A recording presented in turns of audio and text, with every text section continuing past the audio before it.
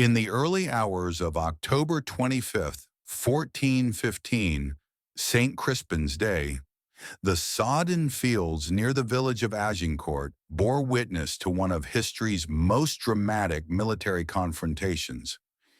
King Henry V of England, leading a weary and disease-stricken force of approximately 6,000 men, stood against a formidable French army estimated between 12,000 and 36,000 strong, comprising knights, men-at-arms, and archers. The English troops, predominantly archers equipped with longbows, took strategic positions flanked by dense woods. They fortified their front with sharpened stakes to thwart cavalry charges. The battlefield's muddy terrain, a result of recent rains, would soon play a pivotal role in the unfolding events. As the French advanced, their heavily armored knights struggled through the mire, becoming easy targets for the relentless volleys of English arrows. The narrowness of the field further compounded their difficulties, causing chaos and hindering effective combat.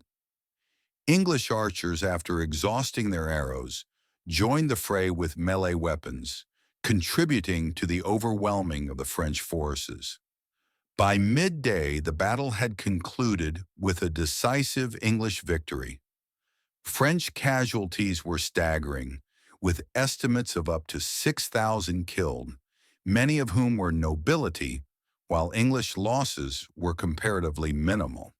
The triumph at Agincourt not only bolstered English morale, but also solidified Henry V's reputation as a formidable military leader, prelude to battle campaign background.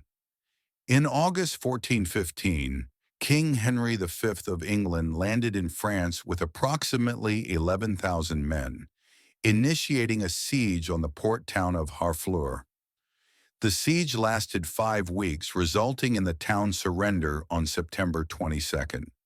However, disease and battle casualties had significantly reduced Henry's forces. March to Calais. With his army weakened, Henry decided to march northeast to the English-held port of Calais, aiming to return to England.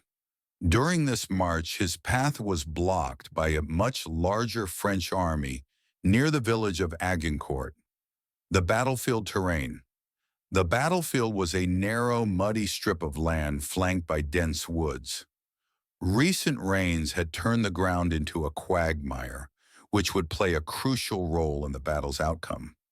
Forces, English, approximately 6,000 to 8,100 men, with a significant proportion being longbowmen.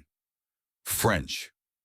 Estimates vary, but the French army likely numbered between 14,000 and 25,000, including knights, men-at-arms, and crossbowmen.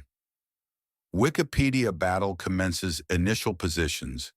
The English army took a defensive stance, with archers positioned on the flanks behind sharpened stakes to deter cavalry charges. French advance. The French launched a frontal assault, with heavily armored knights advancing across the muddy field. The terrain severely hampered their movement, causing disarray in their ranks. English archery.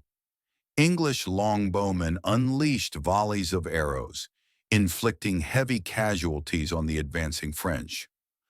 The mud and narrow battlefield amplified the effectiveness of the archers. Turning point: close combat. As the French reached the English lines, they were exhausted and disorganized. English men-at-arms engaged them in close combat, exploiting the French vulnerability. French losses. The French suffered devastating losses, with many nobles killed or captured. The English, despite being outnumbered, maintained discipline and cohesion. Aftermath casualties. French. Approximately 6,000 killed, including a significant portion of the nobility. English. Estimates suggest around 400 to 600 killed. Wikipedia strategic impact.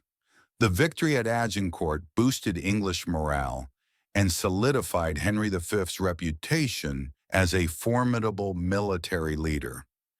It paved the way for further English successes in France.